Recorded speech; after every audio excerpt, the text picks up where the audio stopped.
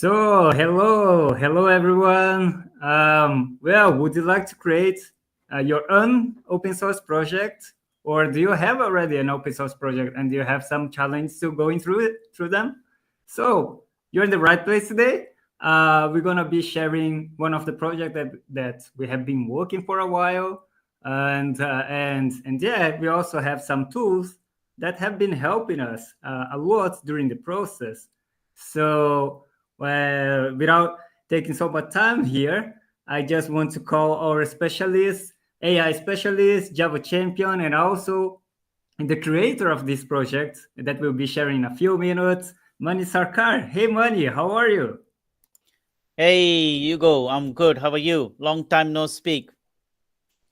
Good, great. Good to see you, man. And yeah, we have been working with this project for quite time, right? I think Yeah, I we think so. started the out of the box this channel with the project. Yeah, I If think I so. I think remember well. it's almost on 1 year. If you look at the the pull request says 11 months. So it says it's almost 1 year. And I think I have been working on the project even longer than that, but I think we've been working on this pull request for at least 1 year. Um, but it's still good. I mean, doesn't really matter if it's been a year or less or more. Yeah, great. And yeah, I think that's a lot of things from this experience, right? That it's interesting to share with other people here. And also to help us with this discussion, I want to call my good friend here and software architect, Java expert, and now a Python developer, right, Pedro? Hey, Pedro, how are you? Hey, Hugo. Hey, Money. I'm good, and you? Well, I know that today are your day, right? Guys, uh, I'll be just a guest here, making difficult questions. I think it will be a easy day for me today. Oh, is that okay? We're looking forward to it. Actually, we're expecting some questions from you, so I don't think it'll be an easy day.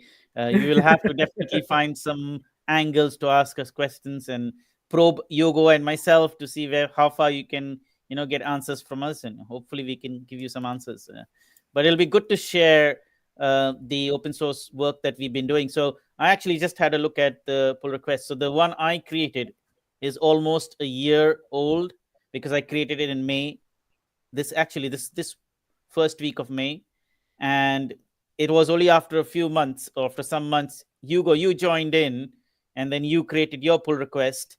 But I think in between that time, you were experimenting with a lot of things, and you were trying to contribute, and you're trying to learn the cloud platform plus the tool itself.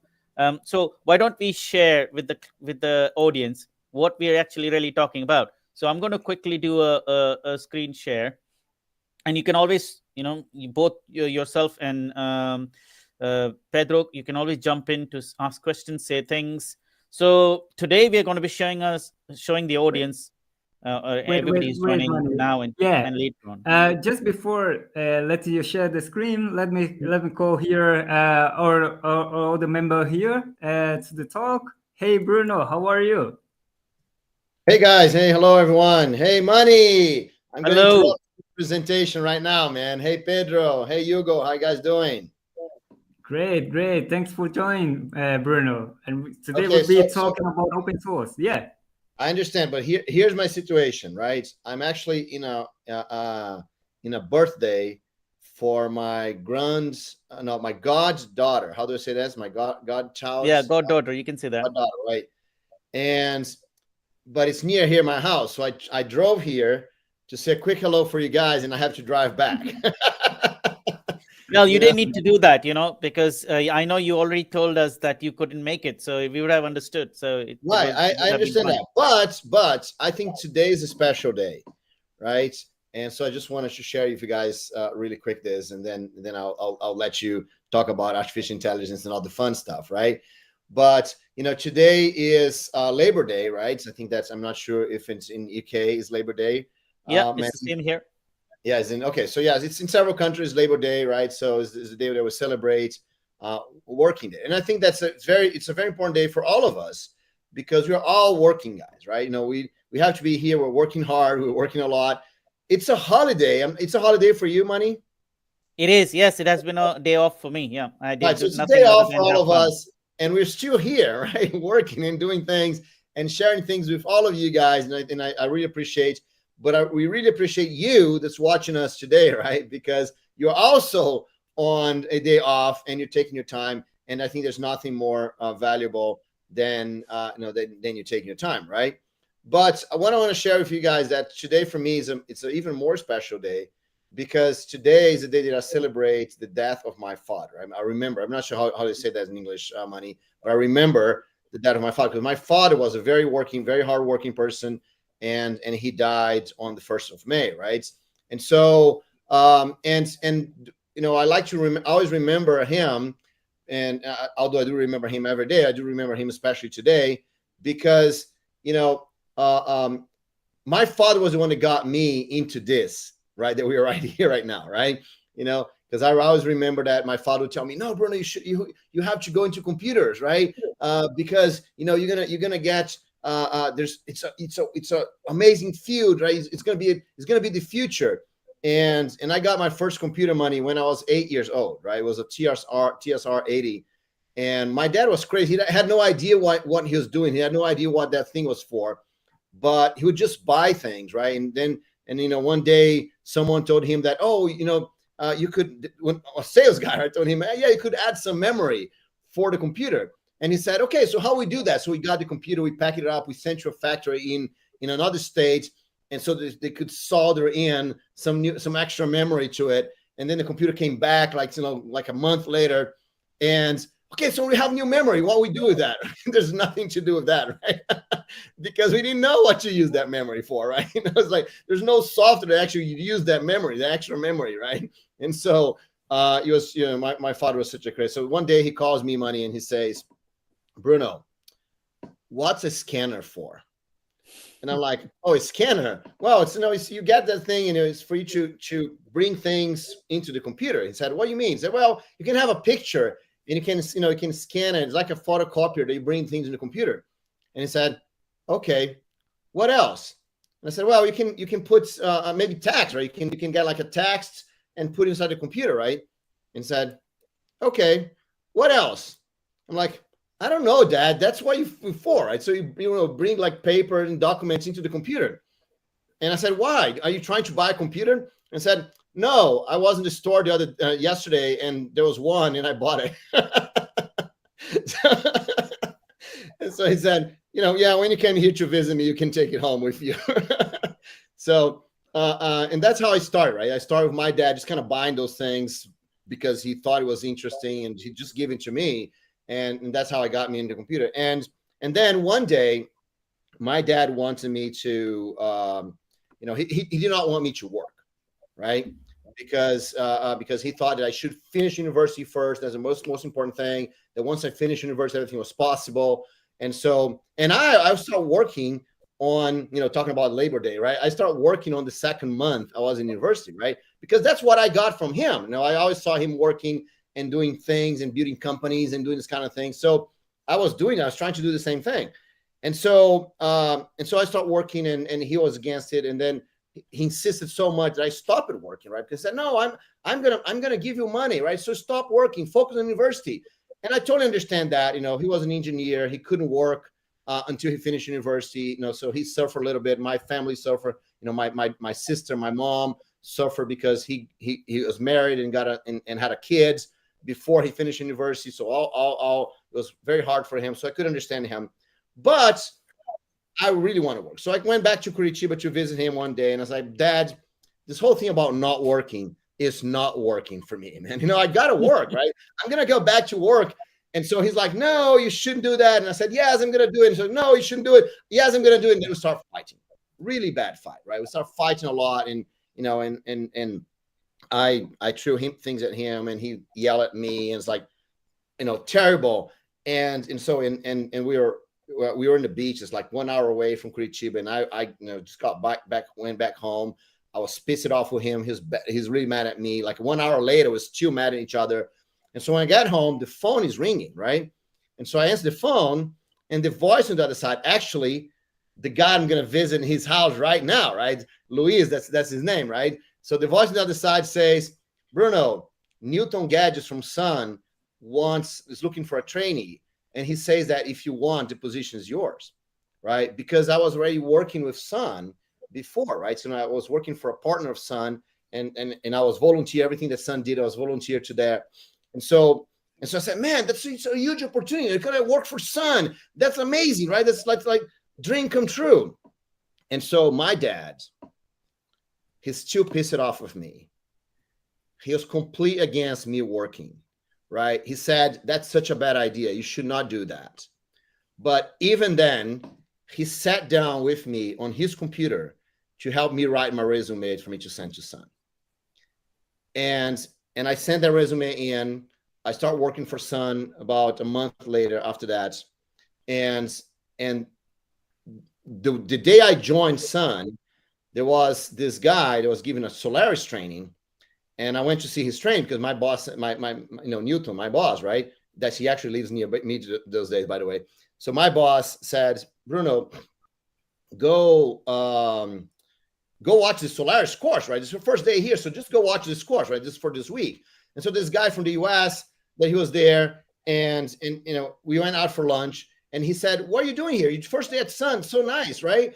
So what are you doing? I said, well, I'm a software developer, right? And I really want to find what I can do in software development inside Sun. I don't know exactly what it is, right? Because everything I saw at Sun was just selling hardware, right?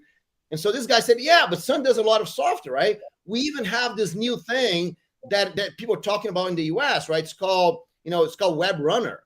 And so he pointed me to the Java website, right? It was already called Java. He called Web Runner, but it was already called Java. There's a new name.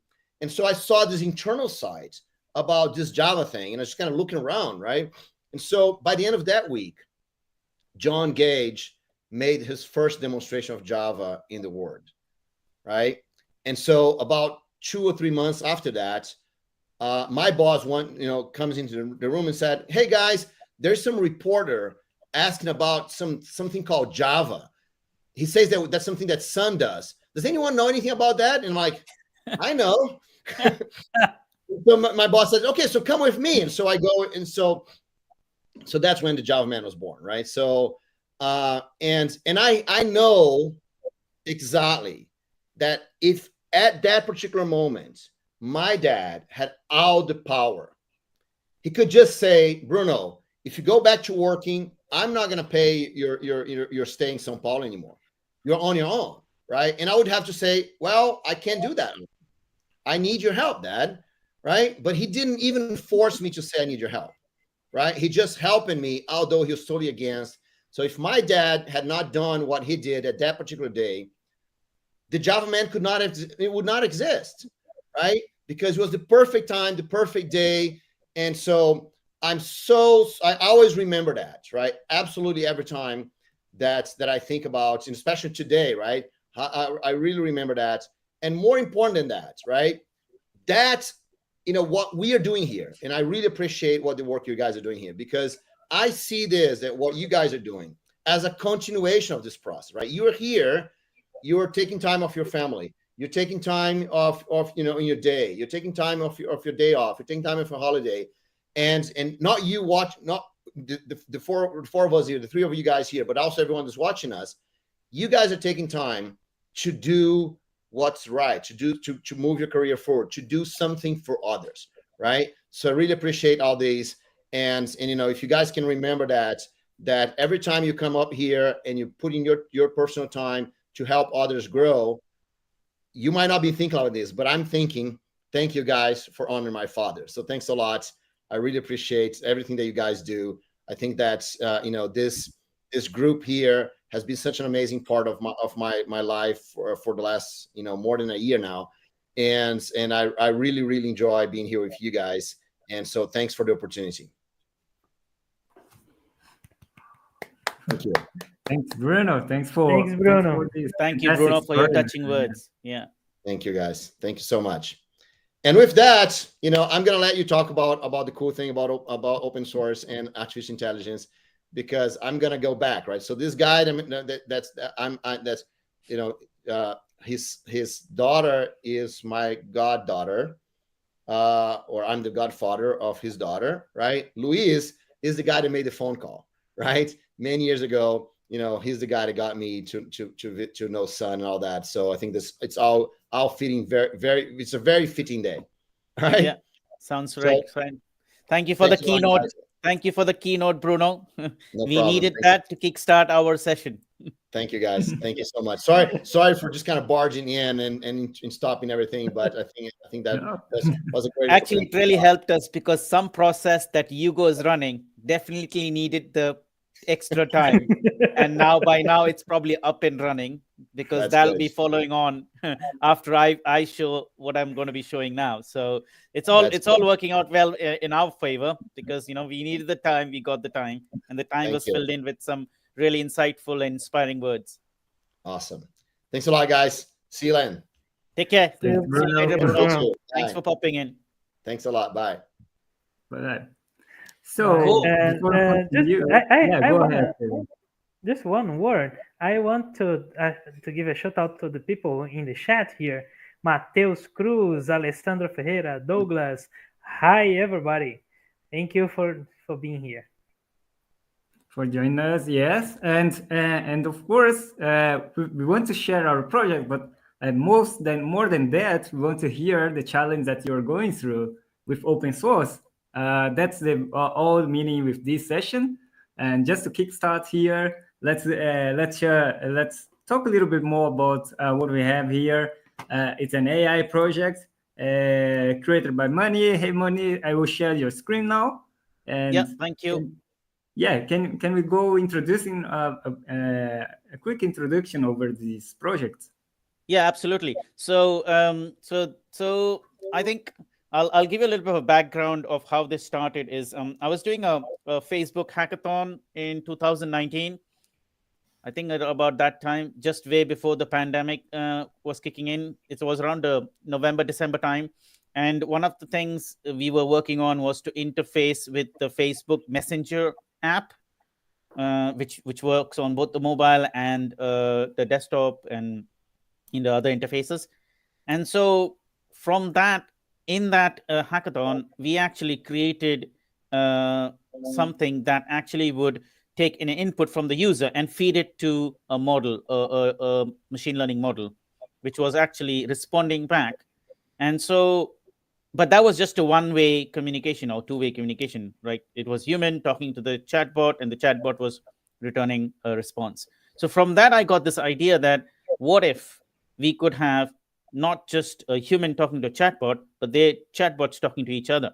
And that's what from where this project was born. I mean, the other project I can also show, but maybe towards the end, I will show you what the other project was.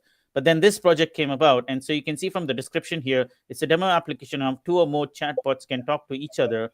The logic used to build ELIZA, along with the NLP model, has been used to power the chatbots. But that's not true. We, in addition to ELIZA, we also used other models. So which you can see further here, if you are all able to see my screen. Let me know if this is not visible. So these are all the badges I've added to it. So it's an Apache license project. We've used Java 8 and Java 11, actually, and it's also powered by Graal VM, because each of the chatbots, I mean, the whole chatbot runs in a container, which is actually powered by Graal VM. And then we are using projects or frameworks like Halidin, Quarkus. The NLP-based chatbot is powered by something called Roberto, which runs on Python, and internally also uses Flask to talk to the outside world, because it wraps the model with an API. And you can see over here, actually the models are powered by the AI models that are powered by ELIZA and Roberta. So ELIZA is powering the Java-based models, and the Python-based model is powered by Roberto. But it's a very open architecture. So just because we did it this way, it doesn't mean that those are the only technologies you can use. In fact, the way it has been designed, it's very open. The central server is a Java-based server, but it could be written in Python or any other language, as long as it follows the REST protocol. And then the bots, we call them chatbots, that connect to the central server, are also written in, it can be written in various languages. So there's a couple of them written in Java, which are ELIZA based, and then there's one written in Python, that's the Roberta. But they all talk to each other with the REST protocol, which means that it's language agnostic. You could write another chatbot in another different language as long as it exposes a REST endpoint and it can talk to the server using REST. It's in business. There is no need for any language translation, or having to write in Java or Python or any other language that we have used here. So this is kind of the idea. What the idea is, a central server connects all the different clients to it, and the clients are sending messages to each other, and they're getting messages from each other, and using the messages it gets from the other clients, it prepares a message and responds the message back. We won't go into the details of how and what it's doing. And also, we tried to make it very easy. Initially, when I started the project, there was a lot of complications on different things. Hugo did a great job in helping me reduce it into these 3 steps. You can see over here: clone repository, run Docker container. So clone repository is very simple. Git command, git clone the name, the URL of the repository. Then you go into the folder and then you run the Docker command, which is a shell script, and that's it. And then it starts running. And so Hugo will do the job just after, as soon as I finish, of showing us how the chatbots run and how they communicate with each other. But before I do that, let me also walk you through some other components on the repository. I also put a link of my presentation that I did some time back, and in fact, Hugo and I did also another presentation that's also pasted here. And this is like a screenshot, if you can see now. I hope everybody's able to see this. You guys are able to see this as well, Pedro, Hugo? Yeah. Perfect. Yeah. So this is what I did is I created 3 panels on my console, and on each panel I ran each of the so what happens is, when the chatbots are talking to each other, you can see logs for each of the bots, and you can actually print those logs in your console. And this is what I was doing. So these are the 3 panels of the 3 different bots that are talking to each other, and you can see what each bot is sending as a message to the other. So that's one thing. And the other one is, you have a main console where you can see all of the bots talking to each other, right? So this is where what Hugo is going to show you. We are not going to show you each bot. You can do this on your own, but you can see on Hugo's console, when he shows it, there are bots talking to each other, right? And this is the newer output of how Roberta is talking to the other side, and so on and so forth. So the idea here is to show many different things, right? The idea is to show how you can do an open architecture, how you can do collaboration using simple tools, how you can collaborate over time zones, because Hugo and I are on very different time zones, right? We've got 5 to 6 hours difference depending on whether it's daylight saving or not. And also, we have busy lives ourselves, and we have different expertise. Like, I have expertise in certain things. Hugo knows them, but doesn't have that much experience in, and vice versa. Like, Hugo has done this great work on WebSockets, which we won't show this time, but we will show in another time, which is an extension on top of the current work that we've already done. And all of this works in a Docker container. So you don't need to install anything on your computer other than Docker, which is very easy to install in today's time on any operating system that you can get your hands on, or the most of the popular operating systems that you can get your hands on. I cannot talk about all the operating systems out there. And so all you need is a Docker container, a Git installed on your local client, and cloning the repository and running the Docker container, and you can see an output like this showing up on your screen. Something like that showing up on your screen. Of course, these screenshots are slightly dated. The new screenshots, the new output that you'll see on Hugo's console is the most recent output that you want to see. So with that, I'm going to hand over to Hugo. And even before Hugo starts any demo, if there are any questions, please ask us. I'll be more than happy to talk about anything that I haven't covered. Or Hugo or Pedro, we can all answer your questions. And so that we don't just show your demo, and if you have any questions, we miss them out. So just to also give you a snapshot, is the reason we are having this session. It's a very different session, or a little bit different session than all the sessions we've been having so far, is we want to bring in a little bit of hands-on practical touch to what we've been doing. If you've seen all the 16 to 18 sessions that we've done over a year's period, most of them have been some presentation, a lot of discussions, a lot of answering of questions and answers.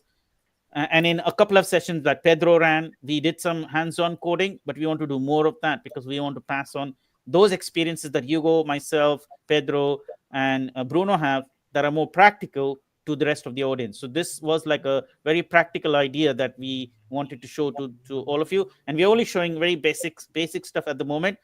If there's more questions and demand and requests, we will go deeper into it. But maybe this session and maybe another one, if there are some pending questions, we want to show all the hands-on and technical and practical aspects of what we've been doing. So our sessions are not all about answering questions only and theory. There's also an element of practicality in them. So yeah, if there are any questions coming in from the audience about the project, if they haven't understood something or they have questions about it, I think, Hugo, I think it'll be a great idea to also share the link with the rest of the audience, so they can actually go on there whilst you're going to be showing them stuff. Yeah, good idea. And I think Pedro has a question. Go ahead, Pedro, while we share perfect. here the link. Yeah, I have a question. While we're waiting here for questions from the audience as well, when you talk about that the chatbot is talking to each other through a REST API, you mean that this project creates like a basis for a conversation between chatbots that has the same REST API interface. That's what I mean. You created a REST API interface, and they know how to talk to each other, and then we can implement any chatbot here using this interface. Is that correct? That is correct. Yes. So the only thing is, so the server has a IP address and a port. Actually, the IP address is localhost and the port number, and the clients also have a port, and the server and the clients talk to the server at a port and sends a message. The server receives the message, and it knows the port numbers of all the other bots. So it knows the URL address, the IP addresses of the other bots. They're also running on the same server except on a different port. Mm-hmm. And then those messages get sent to those different ports accordingly. And then they are also receiving the message from the server. They're processing it, and they're actually sending the message again back to the server for it to be broadcasted onto the different other bots out there. So it's a very complicated cyclical process, and it happens in a cycle. Oh, okay. So you can have many bots come in and leave, and they'll still work. Interesting. So we haven't done that part. You implemented like a room, a chat room. In a sense, yeah. In a sense, yeah. We haven't implemented the part where they're logging out. Just now, it's like if they're logged in, they stay logged in forever.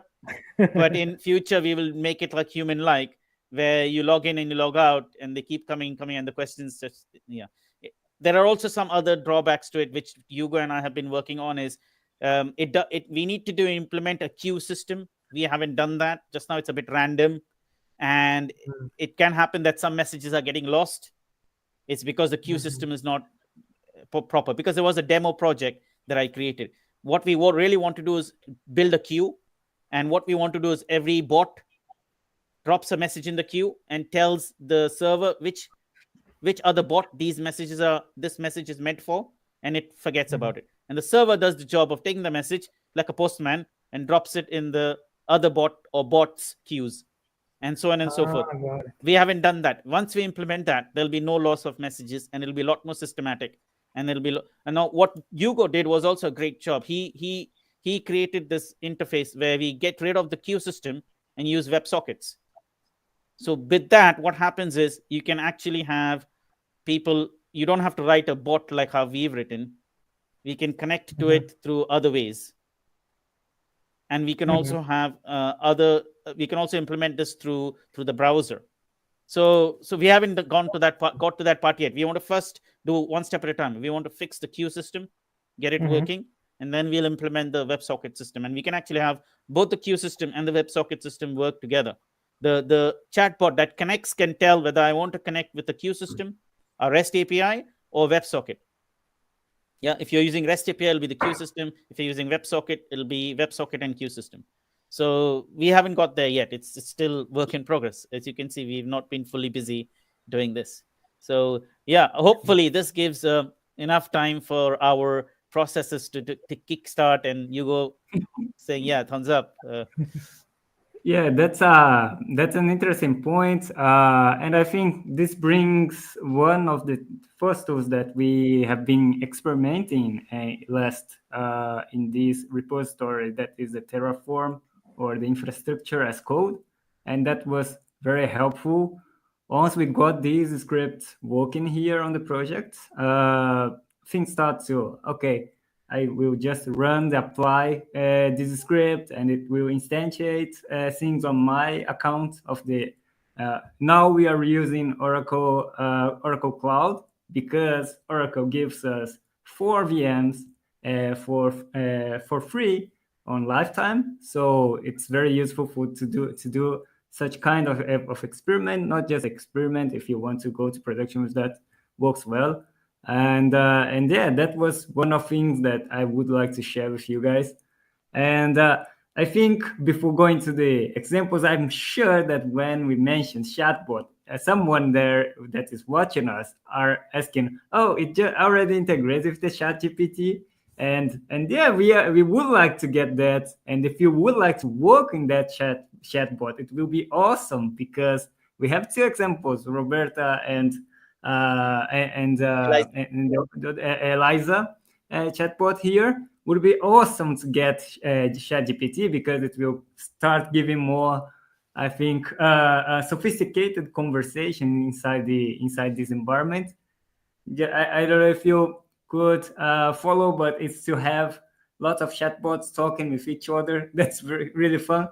With Eliza and Roberta, they are very it's very simple conversation, but but in ChatGPT will become something very crazy. Maybe, I don't know. I have to see it working to tell you what would be the result. So without taking so much time, let me share here. I just run here on my machine. I have this version running here. It is running on our. Let me change a little bit here the display of the screen. Maybe it's easier this way. Good. So here it's already running on the Oracle Cloud machine that we instantiated. So started the Quarkus, and started to send the message to Helidon. So Quarkus sent hello to Helidon. And just to mention here, I'm today, since we are talking about open source, I'm wearing here the Quarkus T-shirt, because I've contributed on the Quarkus repository, and we are using Quarkus here. So that's awesome coincidence. Many mentioned it today, and I forgot. Oh yeah, we are using Quarkus here too. So that's a great opportunity to use. Not bad. There's no better time to use such T-shirt here today. And yeah, when we start with this with the project, we're gonna start having. We're gonna see the application starting, and we have a script that help us to actually access the remote server and start the whole process. And then we're gonna take all the console logs from this application. So we're gonna see all the three application starts running and connect to the chat room that we have here, the central part that will manage the chat, the whole chat. We're going to start seeing all the message going through. So sometimes you will see this unable to connect because they were not available at that time. Then when it's okay, it will start to send you the messages. Let me see. We're going to have some chats here going on, and they are already, let's see here. Hugo, do you mind exiting this session and starting that last command again? In fact, you can also show the 3 different commands you run before to get started. Because okay. Yeah, so if you do Control C, it'll take you out of this session. I think you might. Yeah, you are. Yeah, perfect. So now, if you run the first, if you run the Terraform command, not this one, the one before that, because it's 3 command. Yeah, if you run, so this is how you would get started. So what will happen is it'll not rerun it. It'll just give you the instance you're running. So if you press enter, it'll tell you that you already are running, and it'll give you the IP addresses.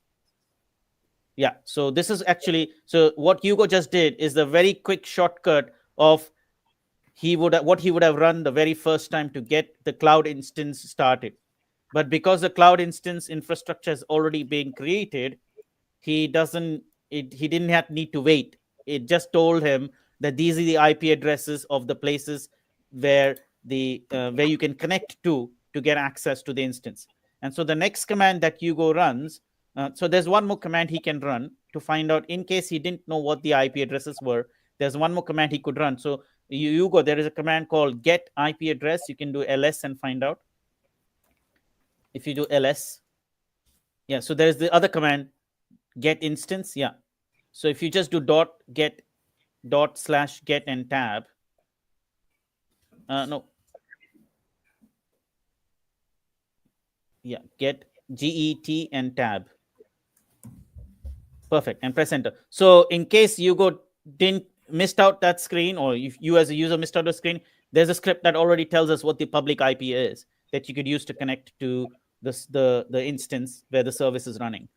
But we made it even easier so that you don't have to remember all the commands. There's another script that says, okay, the infrastructure is in place, now run the chatbot. So then you just click that command, type that command. So what will happen is now the infrastructure is ready, and the infrastructure will be told, please go and start the chatbot server. And so you will now see a whole number of things running up and kicking off the service.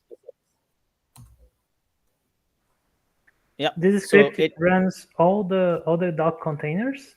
Yeah. So what it'll do is it'll download the Docker image, and it'll start running the Docker container image, and a Docker container will start inside the virtual machine that is running in the cloud. And just like you would run on your local machine, because you see the screen I showed you earlier, where I said there are only 3 steps to run that, right? We are doing the exactly same thing in the cloud instance. We are cloning the repository, and we are saying run the Docker container. But because it's a cloud instance, we needed to create the VM, download the image, and then it would run the container for us. And so this is what earlier was static screens. This is what's happening when the conversations are starting. And Roberto, the Roberto model needs to download the model, which is 1 gigabyte actually in size. And it actually might be growing, because this was 1 gigabyte last year. I'm sure it must have grown more than that. And so that's why when you say unable to connect, if you see those messages, it means that chatbot is not ready yet to answer questions. It is still downloading the model, so it is unable to connect. But once it's ready, then it starts responding. So if you see, there is some note here that says that Roberto will either repeat the same messages of the other world, or it will change a word or two in the sentence and reply back. Rarely will the sentence will be different when it sends it out. In the process, a new sentence may be produced. Sometimes erroneous ones are also there, so watch out. And so that's kind of the starting introduction of Roberta. But Roberta is the smarter model of the two. If you see Eliza is using smart if-then sentences to take your messages and turn it around and send it back to you. Because Roberto is actually using a natural language processing model to take your sentences, it'll put a question mark next to it. It drops a word or two, and it creates a conversation from that and responds back. What is the other word in this case here? The other world means if you're Roberta, then anybody else is your other world. So it could be Halidin, it could be Quarkus, it could be I don't remember what are the other. Yeah, I think it's Micronaut. So that's the other world. So it's from the subject of the where you are. So the other word is, in this case, as you're seeing here in the screen, we have other word in red. Yeah. So if Who you is the other word in this case? yeah, so in this case, the other world is Quarkus. And See, Quarkus and is because asking it's Heliden. red, Yeah, Quarkus is asking Heliden, "You're not really talking about me, are you?" And Heliden is And responding, "You have something to say to me. You have something interesting to say." okay. it And then is. Helidon became the other word to Quarkus, right? Yes. Yes. And then Exactly. Quarkus returns. We were discussing you, not me. Yeah. And then Yeah. it continues. Yeah. Yeah. Yeah. So you haven't. Roberta hasn't joined the conversation yet because, as I was saying, Roberta model is 1 GB. It takes a bit. So in that time, so now Roberta has joined the conversation. Roberta says, "Ask Quarkus, how are things?" Right. So now Oh no, Roberta this. is the smarter one. Ah So yes, Roberta can very fair. create. Mhm. Roberta can create better sentences. Hopefully. And Alberto sent to Quarkus our things, and then Quarkus is answering, "What is it you really wanted to know?" And then we can expect Roberta receiving what is Yeah. really wanted to know as other word. Yeah. Yeah. So now, see, now Roberta is getting ready. From what I'm seeing, yeah, the Quarkus, the PyTorch model is getting loaded up. Oh, So if you give it a few something seconds, happened. Roberta is going to now respond. So you see model loaded, evaluated. So these are all log messages I left in the chat so that we know what's going on. Otherwise, it's a little bit of a black box. But we are seeing here the main container, the like the room container, Yeah. and we have other containers. Each of the searchbots are a different container running, right? So I think we have made them run. If I remember right, they're all running inside one container now. I have to check to see if we have planning to Yeah, do it them as is. separate containers. Yeah, they're all running We in one haven't container. Yeah. we haven't yet doing the separation work here. Would be better because it will be easier to manage it. But for simplest purpose here to get something working, we got everything inside one container only. Just different Currently, process. yeah. Yeah, they're all different processes running. Yeah. We also wanted to keep it separate. We wanted to first make sure that everything works together in one container before we separate it out, because then what happens is once you start separating out, then the complexity also needs to be managed, right? Because then there'll be separate containers that need to be managed at the container level, and then also the communication needs to also be there. Like for example, each container will have its own IP address or own port number, and they need to be exposed. There are small bits of management to be done. Usually it's automatic with the Docker Compose configuration file, but we wanted to take it one step at a time because there's quite a few moving parts here, right? We need to do the queue management. Then we needed to make sure that they are language agnostic and easy to start, because now if you have 3 different containers, 4 different containers, you have different images that'll get downloaded as well. So that'll increase the startup time and the load time. You For see, sure. if you have one image, then the load time and startup time is quicker. Agree. Yeah. So, and also, when we start creating separate containers, we would need to probably inherit the images and have a base image and inherit from that and have child images. So we'll have to think about that as well. So there's a lot of stuff, and that's exactly why the project was also started, to demonstrate many different things, right? Because you also saw each chatbot is written with a different framework. One is using Heliden, one is using Quarkus. There's plans to use Micronaut, and we're already using Roberta, which runs on Flask, right? Which is a Python environment. So if there's another new framework out there, like I think Fast API is a Python-based framework, we could use that as well. Right. But how do you say, oh, you're using Quarkus or Helidon? But the Quarkus, the Quarkus is only implementing the REST API you said. So inside the Quarkus, you are using an NLP framework to handle the conversation, right? Yeah, if you look at the source code, we have this ELIZA source code that is a Java-based single file, which is used by both Halidin and Quarkus. Got it. Yeah, so that is the model, but then they're both that same source file is behaving differently in the two different frameworks because there's a randomization introduced in ELIZA. Every time you run, it'll behave slightly differently. Also depends on what you ask ELIZA. ELIZA will turn those sentences around and ask you back, right? So if you give it any sentence, it'll always give you a different sentence back. And if you then give it that sentence back again, it'll turn that again into another sentence. So it keeps doing that, right?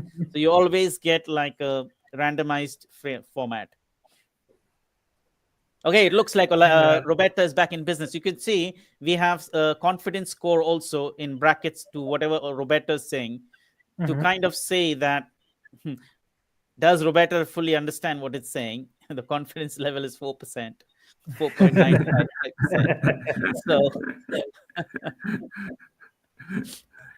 So So I think Money mentioned many technologies here, and that's the very interesting thing about this project. At least for me, it was to get in touch with AI thing about the models that is running behind each of these chatbots.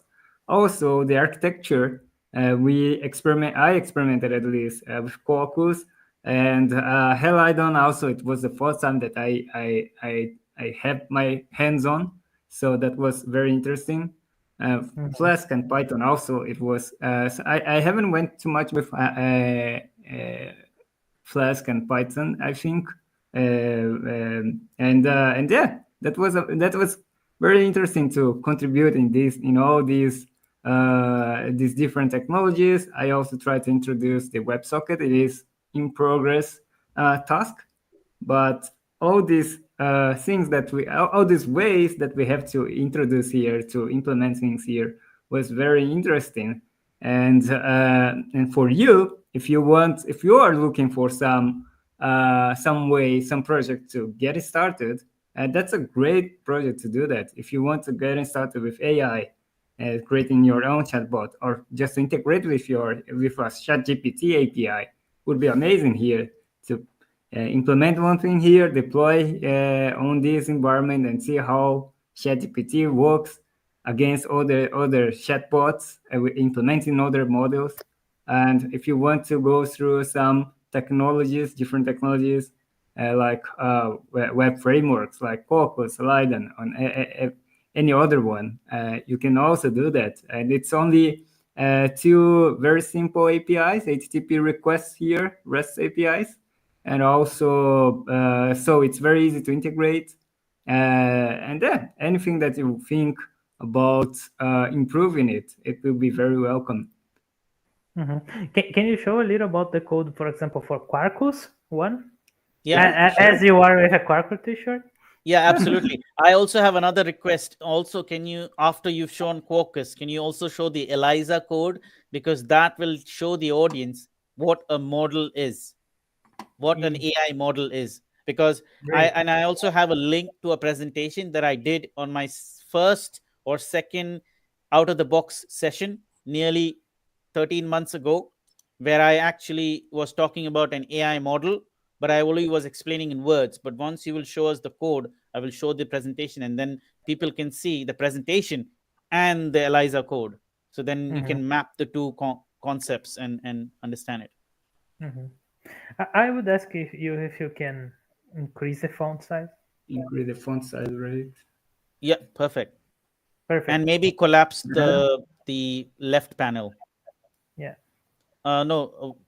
Yeah, I think it's over. I think if you click on the dots, it'll allow you to collapse the. Is that right? No, it's better to use. Yeah, perfect. There you go. So where will this start? Showing here. What? If you go into the folder structure, I think there's one for Quarkus. Quarkus World. Yeah, Quarkus World. And if you go into source, SRC, main, Java, not Docker. ELIZA.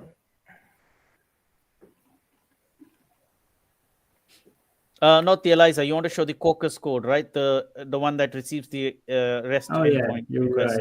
right. So I think it's the message resource messaging file. resources. Yeah. Yeah, and there's something in config, but maybe there's not much in config. Config.java. So that's all that there is. We're using for Caucus. You using annotations. You define an endpoint, and the endpoint takes in one parameter, which is the message content, and that's it. And to return is just a plain text, like the response on Yep. that. Yes, Yep. exactly. So when it gets the plain text, it sends it to this function called ELIZA, this class called ELIZA dot, and with the function ask, and passes the message content. And whatever it gets back, it sends it back to the caller. That's it. All right. Very straightforward, right? Very straightforward. Yeah. Yeah. So Hence, this is the implementation of one chatbot. yeah, Exactly. and it's the same principle for the other chatbots as well. You get a response, you send a response back. You can open up config.java to let everybody see what's in there. So config.java has got, that is the ELIZA's config. It's got all the keywords, right? Like for example, don't is don't, cannot, there's just those mappings that ELIZA needs to know what a machine is. It's a computer. And then there are some other ones, pronoun ones, like are, your, my, because ELIZA uses your word to swap for its own sentence, and this is what it uses as a map. Yeah. And so if it doesn't have any response, or it cannot find anything, it'll say, please go on. So you get to write more stuff, and then when it catches on your sentence, it'll use the please go on, right? So these are all the small gotchas that we had to build in. And it also does random sentences, like the random sentences could be a list of any of these. No match, I rather hear from you first. And you can keep adding more sentences that are very generic, that sound like an intelligent conversation, but actually it's just random stuff. So that's what get random message does. And if you go to the actual model code, which you were showing earlier, you go the ELIZA.java file, you will see. So we know the computer name is Quarkus, right? So that's the username, because in this Quarkus, the ELIZA implemented it as a Quarkus ELIZA. It's the same code, actually. It's no different in the other ones. And then, yeah, if you see, the ask function receives it, and it has some introduction. And after that, it does all this. Depending on what it receives, it'll say goodbye. It doesn't. We don't have a situation of goodbye. And then it just goes and processing your sentences. So there's a prepare response. So it'll take your response. We go to the prepare response function. Actually, Hugo, can you collapse the left panel? Because then you get to see. Yeah. So if you go to the prepare response, and there's a lot of comments written in here. I must say I have not written all of the code at all. I've taken most of the code, refactored it, and I've tweaked it so that it comes up with random sentences and does not repeat itself. There are there were a number of issues. I had to fix those issues using like these quirks that make it look like it's a smart conversation and smart response, but actually it's all hand waving things that we had to do here. So it looks simple, but this is the model. The model is nothing but a whole set of if then else functions and checking for this and checking for that and responding with something smart, looking for words that it recognizes. If it doesn't recognize a word, then you give it a standard response like please go on.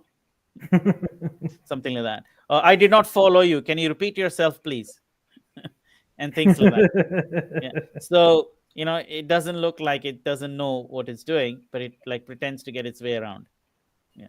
So same thing with the Haliden world as well. If you now go to Haliden world and look at how Haliden has been implemented, and if you look at the Java, and the same thing, the config and ELIZA are for ELIZA, but Haliden has a little bit more implementation. And you see the color coding that's happening in the console is because I'm using ANSI color codes when I'm printing on the console. So you see yeah. So that does not come from anywhere, but it's my implementation. And then Haliden's implementation of endpoint, you can see in main.java, I think, if I remember right. Or greet service. Sorry, greet service.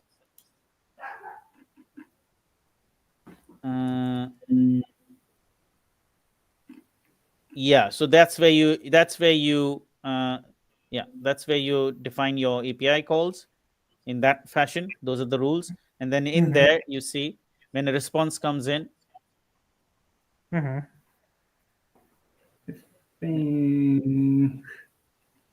If you search for Eliza here, you will see the right function call that is using. Okay, so it's not here. I think it's not in here. Yeah, it's not here. Sorry, it's in the message service then. Yeah, it's here. Get message. Yes, it's get message. Yeah, it's get message. It's been quite some time, so I've forgotten how I've done that. Yeah, the gets message, same thing. If you see the principle, if you go up, the rule is defined that if you do a slash and you put a message to Haliden, it'll just translate that as a call, and it'll receive the information from the URL, and it'll pass it on to Eliza.ask. Eliza.ask does the same thing it does in Haliden that it did in Quarkus. Got it. Yeah. So all you need to do is create the infrastructure for your framework to be able to receive a message using REST endpoint and send a message using REST endpoint. The remaining steps, you can just do a copy paste of this function and replace a few bits. It'll work. Understood. Yeah. It still is not very generic, but it's very close. If you had to really do object-oriented and make it generic, then you would do some more things. You would inherit a class or an interface that implements it in a certain way. We didn't go that far because we wanted to make it work first. Because once you have it working, then you can refactor it to fit design, right? But first, let's get it working. I mean, there's so many things here, right? As Hugo was mentioning, there's Terraform, there's Docker. Then within Docker, you can run any platform you want, right? Java or Python. And then you expose all of this using REST endpoints. So communication happens in a language agnostic fashion. And they are wrapped by Docker containers. And so I think let's discuss a little bit about these tools that we have been using here. At least I think Docker container was one of the main tool that we have been using here that helps us run the whole environment without having much problems with the machines, because here in this session actually we see that Money uses Linux operating system. I use MacBook here, so Mac OS, and Pedro using Windows operating system. So to make all those working well in each of environment would be a hell in the earth. So that was very helpful. So, but wherever you start some open source project, having an containerized environment is very, very helpful to others to contribute, because they can run on their environments and they won't suffer by configuring their whole system to be able to run your project. So that was very useful for us here. And what do you think about it, Mani, Pedro? Well, you know what I was gonna suggest. Since we all three have different operating systems, and you've already shown the implementation on your notebook, on your MacBook, but also you've run this on the Oracle Cloud system, which runs the Linux platform. So we've already demonstrated it runs on Linux. I was going to request Pedro to see if he can do a git clone and do run Docker from his command line on Windows. You might have to run it in git bash if you have git bash. And you let us see if it runs the whole thing in the Docker container inside your Windows machine, and it gives us the same output as Hugo has just shown us. And maybe you can do this in the background, and once it's working, maybe you can screen share with us. I think that's one suggestion I've had. And in the meanwhile, we can talk about other things while Pedro's system is setting up. And if it doesn't run this time, we can show this another time. But at least we can demonstrate that it's operating system agnostic, not just language agnostic, operating system agnostic as well, and not just local machine. It runs on the cloud anyways, which you already demonstrated, right, Hugo? Yes. Yes, Yeah. I have a Git bash here. I have a Ubuntu in double SL2 here. Okay. All right. With those. Yeah. I Well, mean, you could what do do a you Git. think is better? You could do. I would suggest do a Git bash, because that's a little bit more native in the Windows world. Because if you run the Ubuntu, then it is as good as running an operating system, another operating system, right? Oh, but he Yeah. needs to run on WSL to run Docker containers. So yeah. Yeah, but Yes. I don't have Docker Okay, you desktop. don't. You Well, don't have Docker. maybe we could do this for another time, where you have Mhm. your WSL install and Docker install, and then run it. It shouldn't take too long, Yeah. because I've done this on a Windows machine long time ago. But let's not do that for this time.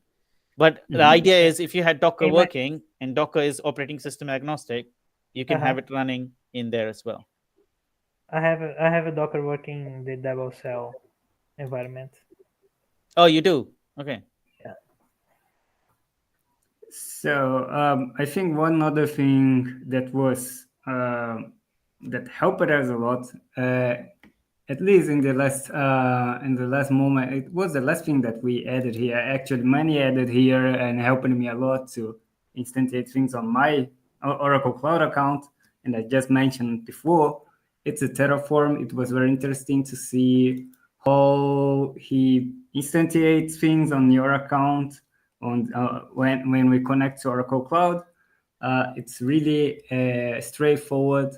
Uh, Not so straightforward to create the script. I think this is an interesting thing to Money maybe share the templates that we used from the Terraforms that already give us a playbook on how to create things on Oracle Cloud, and you don't have to start from scratch because, yeah, of course, you have to configure a lot of things, not just the VM, but the network, the virtual network, and all of the stuff to be ready to run.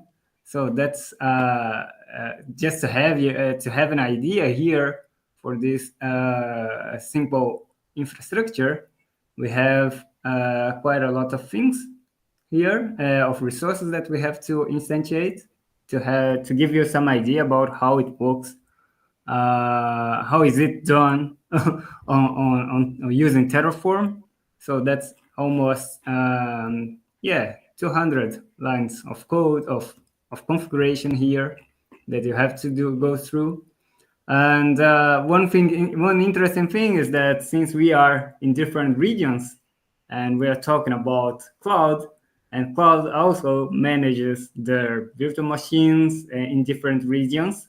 And me and Money, we are in different countries, right? Money is in London, and I am in São Paulo, Brazil, and we got we got to end up having issues with the region. For specific region, we have to specify some images of Oracle Cloud, and in other ones we have to specify others. So when Money created the script, it does include the São Paulo region, of course, and we just got into this when I tried to instantiate things on my account, and I can't create actually in my free tier. I can't create actually instances on neither of these other options. So I had to add here specifically for São Paulo region. That was interesting thing that you have to be aware of, and when you're running it in multiple places and free tier. And yeah, what else Money we have to share here that would be interesting for our audience? So I It's think you working on my can. machine. What's that? Yeah. Say that again, Pedro. The chatbot is working on my machine. Oh, it is. Okay. Oh, Well, really? why don't I finish Hugo's question, and then you do a quick screen share? That'll be interesting. So we just got it working. That's amazing. So Hugo, that's a great one. I am thinking it's safe for us to show the credentials RC underscore template, because Yes. that's the one that is subjective to each person's machine, right? Because the other files are commonly shared across all parties, but the credential.rc template file is specific to each person, and it's not added to the. Yes, you can show this very safely, because you don't have any specific things in here.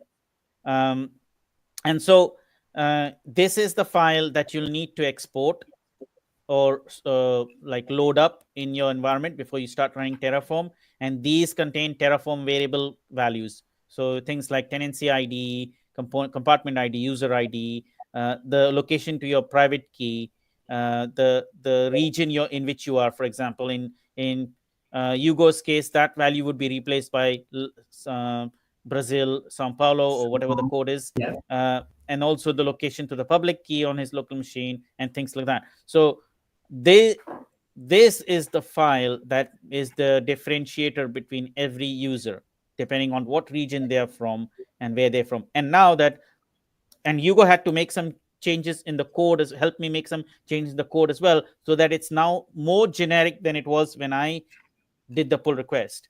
And so when we merge the pull request, which I think it's fairly safe to now merge the pull request, right, Hugo? I think. Yep. I'm confident because you already have it running, and I don't think we need to worry about anything else, right? So what I'm going to do is, now Hugo has nicely created this pull request. I am going to just merge the pull request because I understand that. Can you share the screen maybe? I will be sharing the screen in 1 second. That's a good one. Okay. It was what I was intending to do. So while Pedro is getting ready to show his Windows implementation, I'm going to show you how we do collaboration over different time zones via GitHub, right? So this is the pull request. You guys have been working for the last 4-5 months, and I'm going to say, looks good to me. We have tested it online, live, and it works. Right? That's an introduction. what better could it be than us demoing this live and it working, right? So, and if there are any small niggles, we can always create another pull request and do the job, right? So basically, if you see, Hugo's pull request was on top of my branch, which was also pull request to master. So what has happened is now Hugo's work is now being merged into my work. So now let's go and see there are 2 pull requests. And so this is the pull request. That's not the one. This is the pull request I was working on a year ago. It says May 8, 2022, which is not more than 6 days away from 1 year. And into that has come in Hugo's pull request, right? So you can see all of these commits from Hugo. They have now all come in here. So I'm going to refresh that. Great. And so I think that we can very comfortably merge this in, again with the same pretext that in case there are issues, we can fix it as it comes. Not necessarily this is how you should do it in a project, but because we've tested this so many times already, and we know, we have also worked, some of you may not know that we have actually had a lot of online sessions where Hugo and I would share the screen. I would walk him through what code changes he needs of that. We may need to expand on a few things here and there, but those are just side actions, right? So when you're doing open source pull request code reviews like that across time zones, and when 2 people are very busy, we don't need to go to the real grunt work that we would do normally at a workplace, where we would actually make sure all the things are in place. Firstly, none of this is production ready. There's no client waiting for this. And big disclaimers, do not run this anywhere. It's a toy project. So we don't see much consequences to it. If at all there are some failures in a Terraform step or a Docker step or a local machine step. But the big disclaimer is, use any of these things at your own discretion. We have been running it on our machine. So far, nothing has happened. Doesn't mean it's going to be the same for you. But keeping all of that in mind, it's an open source project. You can find problems in it, raise issues, raise pull requests, fix them, and help us fix them, and we'll merge here. This is exactly how we would be working. If it works, and we have demonstrated to each other that it works, we don't have to go through the great details of seeing that every step of it works. And also, Pedro can now run it on his Windows machine, right? So I've already merged this. and we will do another test after this session is finished, and then we will create issues or create more pull requests if at all that's necessary. I don't think it may be necessary, but Pedro is going to do the real other test of testing it across into other operating system. So why don't I hand it over to you, Pedro? I'm going to stop screen sharing. Unless Hugo, do you want to add anything to this that I might have missed out, or No, any other that was comments you want to add? no. Maybe if you are unfamiliar with GitHub, it's the platform where we do create open source projects, and I believe that it's the biggest platform that you can find in the world. And yeah, that's good to show all these steps for creating a pull request and merging it. If you are starting with open source and have more questions, you can also bring here. And a great person that, if you are interested on the open source topic, there's a friend of mine that calls Nikita Kozlev. He's always sharing and helping people to get into the open source world. But we can also here be helping you if it is one of challenge that you are having too. Okay, and here this is a great project to start with. To if you have any questions about it. So one more thing And I wanted to yeah. say, that if you look at the history of this project since last year, Hugo has spent a lot of time, his free time, trying to improvise the project. Like if you see the README page and you go to the first commit where I created the README page, the first 10 commits or first 100 commits, the README page looked very different. It didn't look as simple and nice and comprehensive and yet easy to read and understand. So I say kudos to Hugo. And this is how we develop in open source, right? Everybody comes up with the ideas. So Hugo didn't know about badges, and I showed him about badges, and he went on and created all the badges. And then I went and tweaked some of the badges to just adjust them in different places. So this is how we did our work on open source, where somebody does some work and somebody else does some work on top of that other person's work. So we're reusing and improvising everybody's steps there. So no work has gone wasted. At the same time, this whole page looks simple to read, simple to understand, and the project is much easier to use, because I had many steps previously to get this started. Then I told Hugo, look, we need to get to the point where we have 1 or 2 steps, maximum 3 steps, and then everybody should be able to use it. And then he worked with me to improvise the Docker container, the shell scripts, the README page, and here what we have today is a much simplified version. And we are in 2 different time zones. We've got all our busy lives. This is not our day job. We have other day jobs, other responsibilities. And despite that, we've been able to do that because of what Hugo just mentioned. GitHub, collaboration tools, code reviews on GitHub, Terraform, Docker, and some things he knew, some things I knew, and we shared across each other. There were issues he had with SSH keys and other things connecting to Oracle Cloud. He resolved all of that. He looked at the shell scripts and he understood how to play with that and use that. And then we improved everything. And the project is a lot more generic now than it was previously. So the shell scripts are a lot more generic now. Now, any person can run this on any time zone, and any when I say time zone, is because it's also region specific, right? The cloud providers give you different regions, and in each region there are small nuances. So the project is now matured to now handle different regions, and I'm hoping that the next region, if there are any nuances, any issues, they'll be much easier to resolve than when we had to do between London and Sao Paulo. And we can now run this on other cloud providers as well. So we just did OCI as an example, but we can also do GCP, AWS, and another cloud provider. All you do is create another folder under deployment and follow the same principle as we did for OCI. And then there you go. So yeah, with that, I want to pass it on to Pedro. He's going to show us how the chat conversation works in his Windows platform. Can you show it to us from the beginning, Pedro, so that the viewers can see the 2-3 different steps you need to do before the chat starts?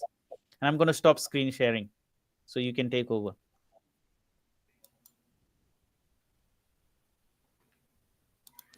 We are not able to hear you unless you're on mute. Oh, right. Yeah. Okay. Yeah, it is already running. I can Okay. stop it here. Yeah, if you can show us from like the beginning what you did. Okay, that's Git Bash. Great. So you went into the project, you cloned the project. This is not Git Bash. This is the WSL, right? Okay, it's, WSL. Ubuntu Okay. running in WSL. because I didn't have a Docker desktop to run Engage Bash, so it's running here inside my DevOps. Okay, And that's even good. I just clone it here. But Mhm. as you see, it was working. I will do a git pull here because you just merged, right? Yeah, okay, let's do that. Let's Very do good. that as we are trying everything. So Hmm. we get lots of the infrastructure stuff now. Yeah. And then I So, just run yeah, it the Docker runner run yeah. container command that is shared in GitHub README, right? Hmm. Hmm. Yeah. Let's run it. See if it's still running. Yeah. No, so the thing is, the changes the Hugo and I made were for cloud deployments only. So it did Yeah, not that change anything in the local machine. Although it's using the well, same code, same script, and everything, it didn't change uh-huh. anything there. So you wouldn't see, and it shouldn't. In theory, it shouldn't. But if it still works, that means we haven't. Uh, See, yeah, Has the looks like changes it's haven't everything leaked. is okay. Exactly, the changes, because that's a fear as well, right? You do something in the cloud deployment because they're sharing the same code, and you do something and it now doesn't work on the local machine, right? So Yeah, but it's everything is working correctly. yeah, but the point here is also to show that you have a Windows machine and you were still able to do it. Of course, you had to run WSL, but you're now still able to use it. And you could also do it on using the Docker desktop, which runs on Windows, and using Git Bash. When you have that Mhm, ready, maybe we can demonstrate it next time. And that will also show that even outside WSL, you'll be able to run this using the Docker container world. mhm, for sure. Great. Cool. Do we have any questions coming in from the audience? Because I think by now the audience must be excited about seeing all of the live. It's not hands-on coding, but quite a lot of demo that we've been showing, isn't it? Yeah, but unfortunately, don't we don't have much. Okay. Right. Well, it could be a good thing. No questions, meaning everybody's Everybody is understood correctly. exactly, and is glued into the demo. That is the demo is clear, and there has been no hiccups, as you saw. Everything worked fine. Bruno came in the right time, so Hugo could get the extra time to start up his session. And then when way before Bruno finished, Hugo's session was already kicking in. So yeah, it's all played in very well, I would say.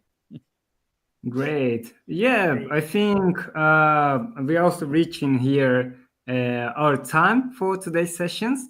So Mhm. just to keep our traditional moment also to share, it's a moment to share our books and how we are today. So let's see here. Do you guys have prepared the books for today's session?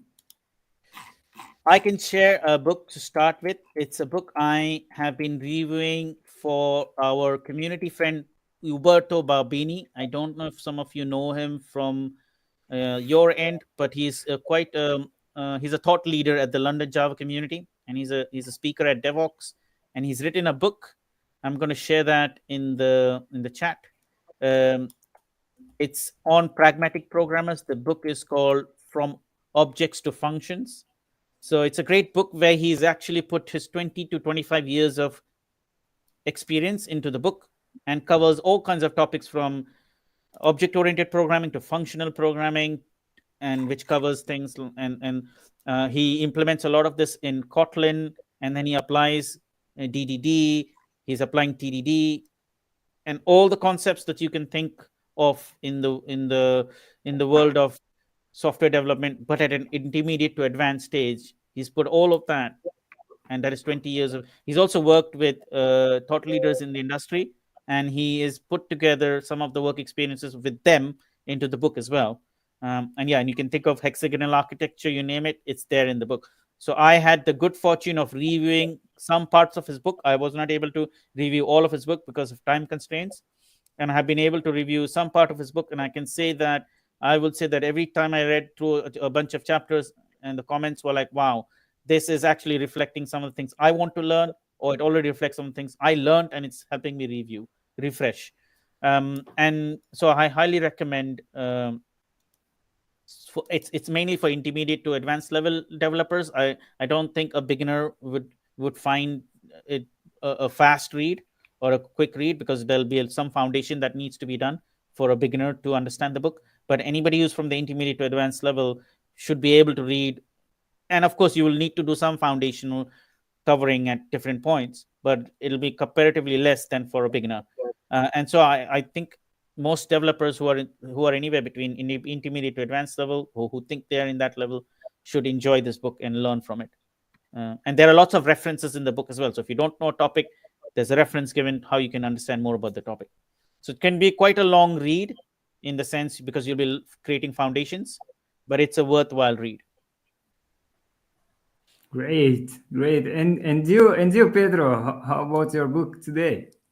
Yeah, I'm sharing here, so please send to the link conversation. It's the DDD Quickly.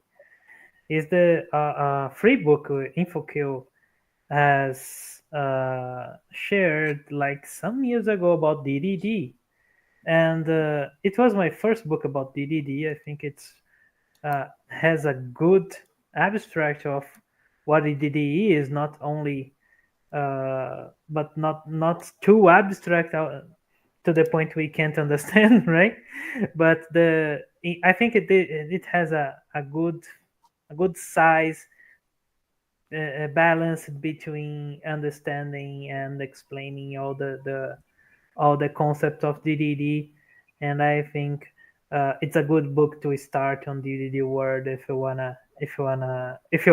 you hear about all this DDD concepts for in the wild. It's good to know and get a book that is has a good understanding about the other concepts. So yeah, it's a good book. Great, Yeah, I think great. I'll plus one that, because DDD can be quite a dry and deep subject, and Yeah. to get the grasp of it, it's better to start with smaller chunks and simpler approaches to DDD, and then when you get a hang of it, and also you got to implement it to get really understand the concepts, because a lot of times we read stuff, we don't implement it, and that's why we don't understand it.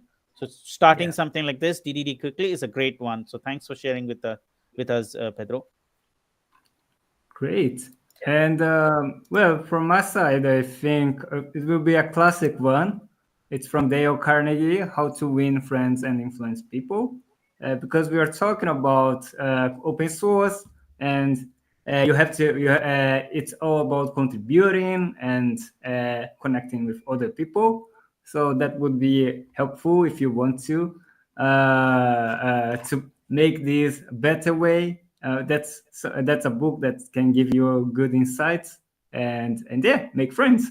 So I think that with that we got in the end of this session then. So last words from you guys. Well, let me start because I was just a guest today, and I got these lessons from you guys, and I thought it's amazing. The project is really interesting, and now we are getting a good timing to like, oh, it's open to put all the mainstream stuff like ChatGPT and everything. So now we have a good project to try out some programming with these things, not only using them like on the normal, how can I say, on the normal sites, you know. Yeah, we can try out something using open source, using all this other stuff we are talking here, all the new frameworks, and trying something really really fun. So yeah, good job, guys. Thanks, Bruno. I'm saying thanks, Pedro. Well, I think it's a compliment to call you Bruno, right, Pedro? If imagine what it takes to become a Bruno. Much to me, yeah. But I will take that back. Thanks, Pedro, not Bruno. Okay. So actually, well spotted. So if you now actually look at it, a project like this helps you cover so many angles, right? Because we get so many questions, at least in the last 16 sessions.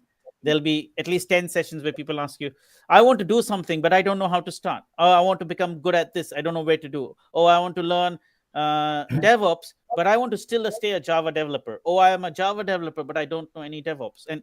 And okay, I'm a Java developer. How do I advance in AI and data? And all these combinations of questions, right? So, and we have always stressed that the T structure, the T shape, isn't it? So now if you look at this project has got many elements of the T shape. I wouldn't say it has got everything, but has got many elements of the T shape. You name DevOps. Hugo has been doing DevOps on this for the last so many months. He has also introduced WebSockets, which is not DevOps, it's writing code, right? Like a typical Java developer or developer would write. So, but now he's going to integrate that with the rest of the framework.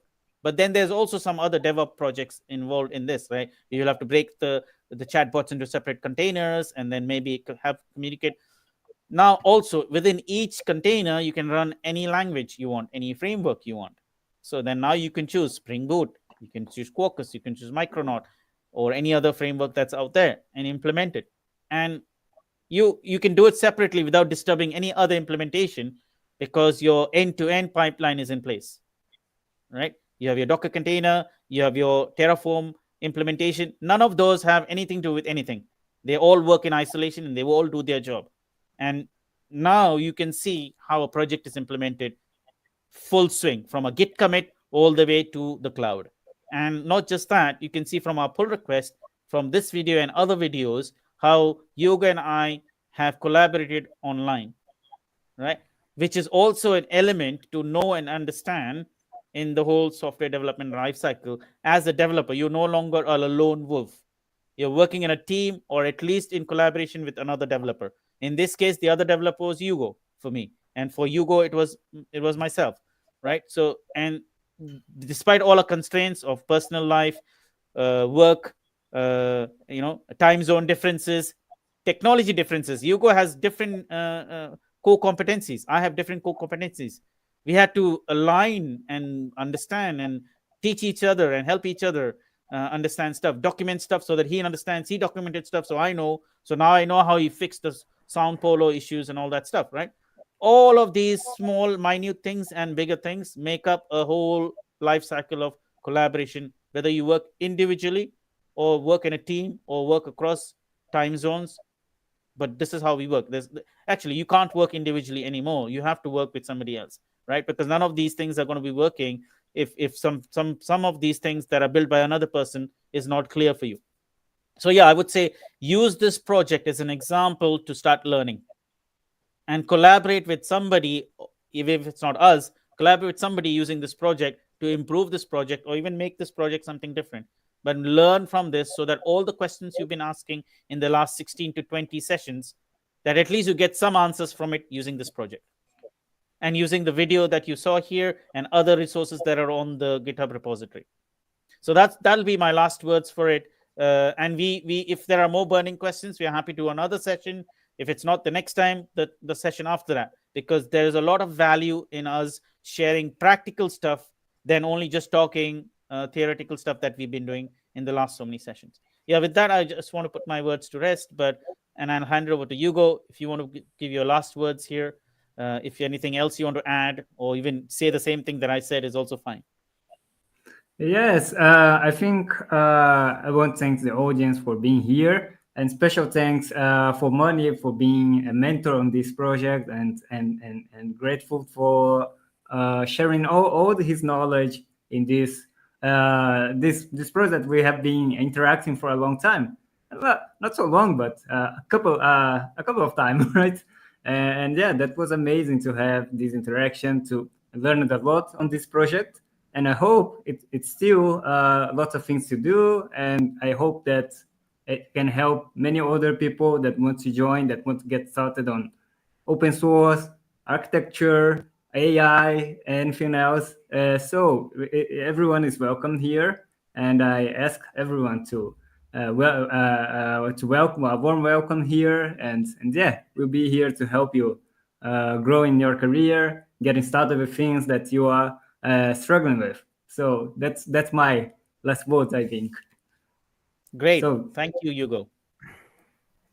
So thanks Thank you. everyone. Thanks Pedro. Thanks Money. Thanks everyone that joined us on this holiday. I hope you enjoyed the session and see you guys on the next week. Not next week, on the next The 2 week after weeks. next. Yeah. The next. So see ya. Bye bye. Take care. See you. Bye. Bye bye.